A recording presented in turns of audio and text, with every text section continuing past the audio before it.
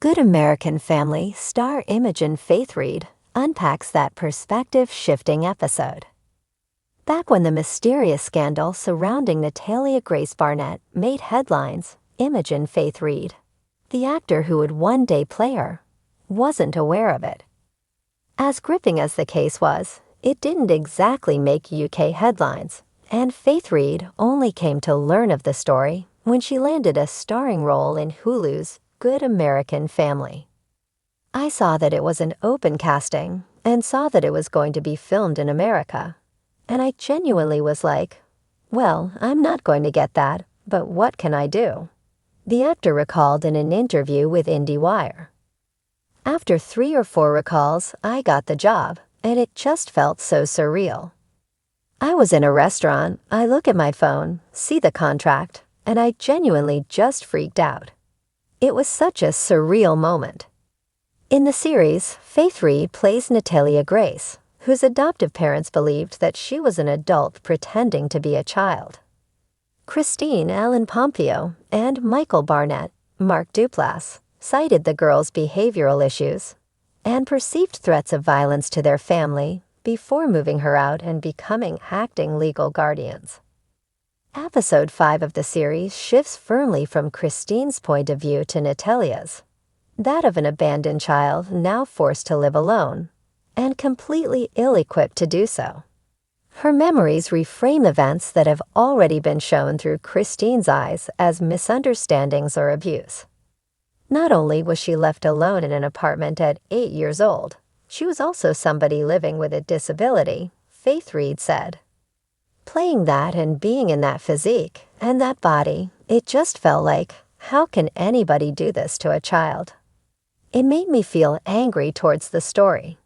It just really made me want to give it my all and do what I can to portray this as best as I could. Below, Faith-Reid discusses her first major role and both the emotional and physical demands of playing someone as compelling and multifaceted as Natalia. I have felt very proud of being a part of a show that delves into telling unique stories and showing inclusivity on screen, which I think we need to see more of, she said. A lot of it was their visions with the show and their visions with Natalia, and that we were all on the same page with wanting that sensitivity around the show. We all want the show to win. We all want the show to have respect and sensitivity around these subjects because it was a heavy piece. I had an amazing movement coach. I wanted to do my own version of Natalia. I didn't want to replicate Natalia's movement because then it would feel kind of like imitating. I didn't want to feel like I was portraying or pretending. So with the movement sessions, we made them feel like it was authentic and genuine in my own body, which felt really good to do as an actor, and also as a little person as well. When we reached Natalia POV, that was the most important time to show the pain that Natalia does go through that we don't see. Because through Christine's perspective, she just sees Natalia to be this person that is faking all of this and is this kind of devil. But in Natalia's point of view, we get to slow it down, take time to really see what Natalia does go through. That was really important for all of us to show the pain that she has. I had an amazing acting coach that Disney hooked me up with, so he helped to break down the script and the character's objectives, what the character wants from this certain scene. I'm playing my own version of Natalia, and the more I played her, the passion just grew and grew.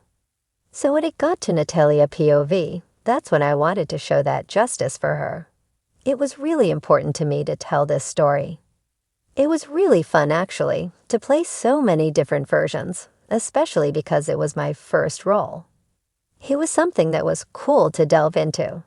When we see Christine's point of view at first, Natalia is very cunning. She's very quick. She is always one step ahead. And then when we dive into Natalia's point of view, she really was just this child, and she doesn't know any better. She doesn't know anything. She's just so helpless. At first I found it a bit daunting. Playing with Christine's point of view a lot, I got into that version of Natalia. Episode 5 was something that I was always very anxious about because I knew it was my episode. I knew it'd be long hours on set. I knew that it'd be tiring. There were so many physical scenes and heavy emotions carried throughout. I loved doing that episode. I loved showing the audience what Natalia really did go through. It felt important to do, and I just think it's just an amazing episode that we did. When filming, we would play around with different angles, different takes, and stuff like that. I remember sometimes the director would ask me to play both in one scene, and play with that innocence, but also with that cunningness as well. During episode 3, the scene where Christine is asking Natalia how old she is. I had to do a take combining all of it, and it was so thrilling to do. When doing that, you just can't overthink it. You just have to let the scene take over, because acting is about reacting to what's going on. So it was challenging, and it was amazing. I love the scenes with Michael and Natalia. I think they just bring so much joy, and that light that we need through such a heavy series. We got to have so much fun, and it felt like I was able to bring some of me into that character as well, that playfulness and that light. Maybe. The way that we approach this is that Natalia always kind of knew that Michael was this broken person, and so was Natalia. So Natalia always wanted to fix Michael, and I think those two had such an amazing bond. Their emotions were shot, and they just needed each other. I was nervous about the hours and the repetitiveness of doing those heavy emotions again and again and again. But honestly, it just felt so relieving. Something about playing such a heavy character sometimes can be relieving for the actor, because you're actually getting your own emotions out while playing this. It felt good to sink my teeth into. The scene that I remember the most out of episode 5 was the scene where she has a tantrum. Michael and Christine have just left her in the apartment. She doesn't understand what's going on. She doesn't know why this happened, and she's filled with so much rage. That scene I remember in particular shooting, because we'd done so many different takes, and the camera people would do different angles when I would do my tantrum. My POV whilst doing it, and also looking at what I'm doing. And it just felt relieving to do it, something about just getting your anger out. It felt really good. Imogen Faith-Reid had a quiet power when she spoke, low and thoughtful, the kind of voice that made you lean in.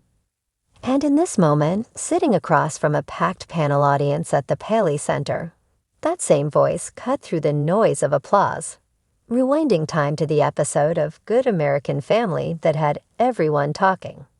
You never expect a script to change you. She began, brushing a chestnut curl behind her ear. But that one got under my skin.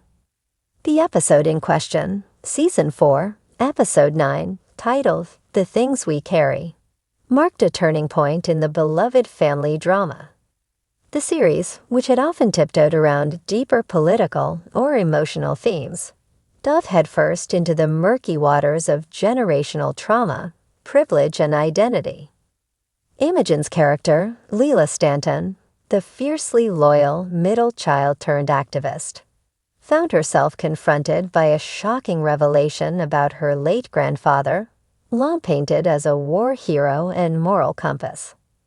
Leela's always been the moral center of the family, Imogen explained. She's the one who asks the hard questions, who challenges tradition.